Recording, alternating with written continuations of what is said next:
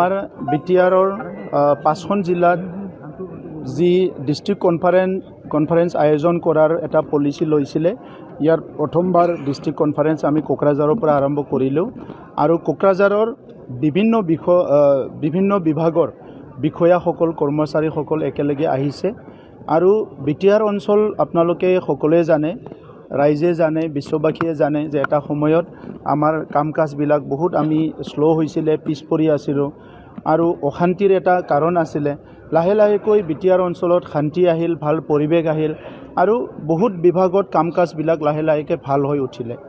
এতিয়া আমাৰ দায়িত্ব আহিছে ভাৰতৰ প্ৰধানমন্ত্ৰী ডাঙৰীয়াই বিকশিত ভাৰত নিৰ্মাণ কৰাৰ কাৰণে তেখেতে এটা সংকল্প লৈছে আৰু ভাৰতবৰ্ষৰ বিভিন্ন ৰাজ্য, বিভিন্ন জিলা, বিভিন্ন অঞ্চলৰ বিভিন্ন জাতি জনগোষ্ঠী ধৰ্মৰ লোকক লৈ তেখেতে আগবাঢ়ি যোৱাৰ কাৰণে এটা পৰিকল্পনা হাতত লৈছে।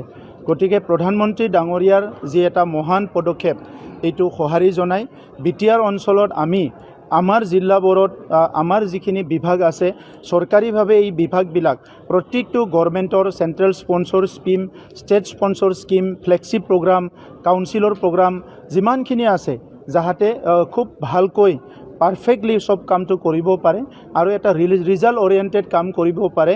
ইয়াৰ কাৰণে আজি ডিষ্ট্ৰিক্ট কনফাৰেন্সত আমি এই কথাবিলাক পাতিছোঁ। আজি আমাৰ প্ৰথম ডিষ্ট্ৰিক্ট কনফাৰেন্সত অসমৰ কেবিনেট মন্ত্ৰী তথা গাৰ্জেন মিনিষ্টাৰ কোকৰাঝাৰ চিৰাঙৰ ইউজি ব্ৰহ্ম ডাঙৰীয়া উপস্থিত আছে। মই তেখেতক ধন্যবাদ জনাইছোঁ।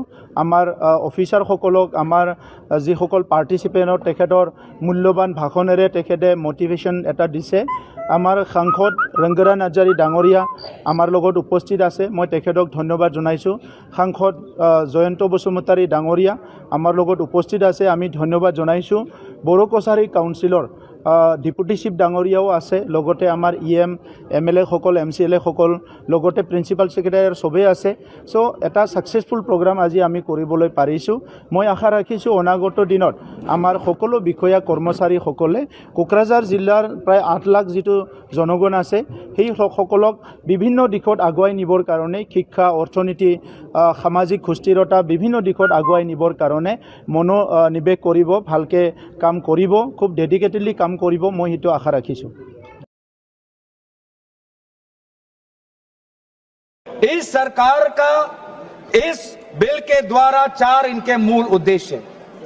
पहला मूल उद्देश्य है कि संविधान को कमजोर करना। इनका दूसरा उद्देश्य है भ्रम फैलाना, to defame the minority communities of India. इनका तीसरा उद्देश्य है